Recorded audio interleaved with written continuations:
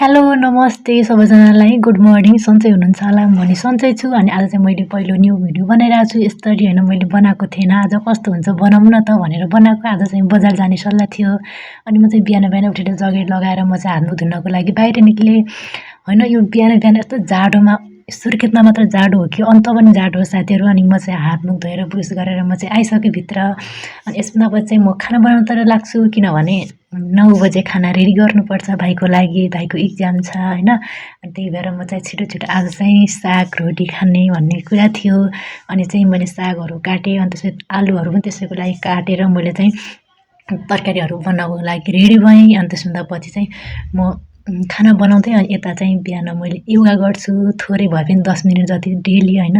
अनि सधैँ गर्ने भएको कारणले म चाहिँ थोरै भिडियो यसमा पनि राखिहाल्छु भनेर मैले चाहिँ यसमा भिडियोहरु राखेँ हैन अनि योगाहरु पनि गर्छु यसमा चाहिँ थोरै मात्र राखेको छु पहिलो स्टेप मात्र हैन अनि त्यसभन्दा पछि चाहिँ यो काम गरिसकेर अनि म चाहिँ एकछिन पढ्छु हैन 10-15 मिनेट जति अनि मैले यो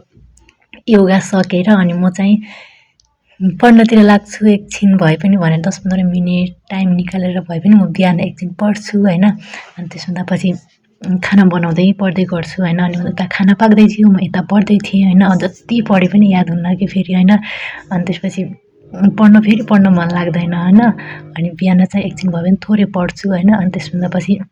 बहिनी आइसकेको थिइन् हामीले मैले खानाहरु पनि खाएर भाइलाई स्कुल पठाइसकेको थिएँ अनि बहिनी आइन् हामी चाहिँ बजार गयौं 11 बजेतिर चाहिँ हामी बजार लाग्यौं अनि त्यसमा बहिनीको काम थियो आज उता बजार एरिचोकतिर हैन अनि एरिचोकतिर जानको लागि हामी हिँड्यौं अनि हामीले प्यान्ट पनि उटी लगाएको के अनि मैले भिडियोहरु बनाएर राखेँ खुट्टाको हैन हामी चाहिँ गयौं मेन रोड पुगिसक्यौं अनि हामी चाहिँ एरिचोकको लागि बाटोमा हिँड्दै थियौं अनि भिडियोहरु बनाउँदै बोल्दै गयौं दुई बहिनी अनि त्यहाँ गएर पनि मान्छेहरु हेर्दै यताउता रमाउँदै गइरहेको थियौं बजारतिर हैन हामी चाहिँ पुग्यौं एरिचोक अनि एरिचोक पनि पुगिसक्यौं एरिचोक पुगेर त्यहाँ चाहिँ बाटो क्रसिङ गर्ने बाटोमा गाडीहरु यति धेरै आएको के हैन हामी त्यहाँ एकछिन पर्खेर अनि बाटो क्रसिङतिर लाग्यौं अनि त्यहाँ गएर पनि हामी त्यहाँनिर चाहिँ एउटा पुलिस मामाहरु हुनुहुन्थ्यो अनि भिडियोहरु बनाएको हैन अनि बहिनी चाहिँ त्यहाँ आफ्नो कामको लागि गएन हैन अगाडि अनि त्यहाँ कामको लागि चाहिँ त्यहाँ थोरै काम थियो त्यहाँ हैन अनि त्यसपछि त्यहाँ गयौं अनि त्यहाँ गएर बहिनीको काम भएन अनि हामी त्यहाँबाट फिर्ता भएर पनि बहिनी निराश भएर फर्केको हैन अनि मैले चाहिँ भिडियो बनाउँदै आएको हैन किनभने बहिनीको काम भएन नि त अनि त्यही भएर निराश भएको छिन् हैन